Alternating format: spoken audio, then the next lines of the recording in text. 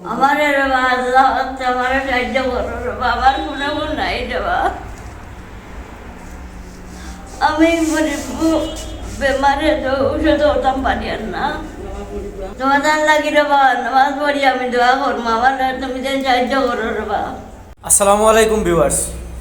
আজকে সলগত থেকে আইসন দুইজন ভদ্র মহিলা ও তাই নাইছন, মানে তানোর ফুয়া ফুলিন আত্মীয় স্বজন বলতে সময় খেয়েও নাই, শুধু ও তাই আর কেউ নাই। আপনার কিতা কইসলে গো? আপনার মই নানি তাইনও লাড়ি বেটি তানোরও ফুয়াইন নাই এক ফুড়ি ও তাইন তানোরও খাবাইতরাতে বর্তমানে তানোর খাওয়া দাওয়াত কোনো অসুবিধা হন না।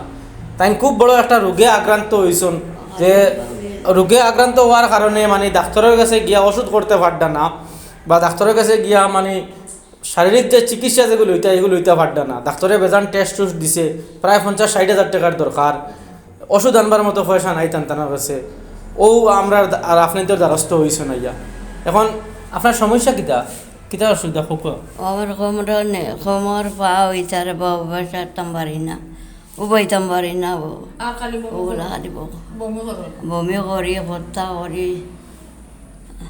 তো এখন বিবার সকলরে হোক আপনার সাহায্য করতে, আমার সাহায্য করো করে বাবা, বাবা কর আপনার জন মা সমান মারে বা আমি, আমার তুমি তেন সাহায্য করো। খান্দন না জানি তো বিওয়ার্স তাই মাতিতে পারডা না খান্দিতরা যে আপনাইতে দয়া করিয়া খানরে সাহায্য করুক, খানর বহুত কষ্ট করিয়া মানে ও সিঁড়ি ফুরা উঠতে পারছেন না, আমরা অফিসের অর্ধেক সিঁড়ি উঠিয়া না জায়গাত বই গেছো।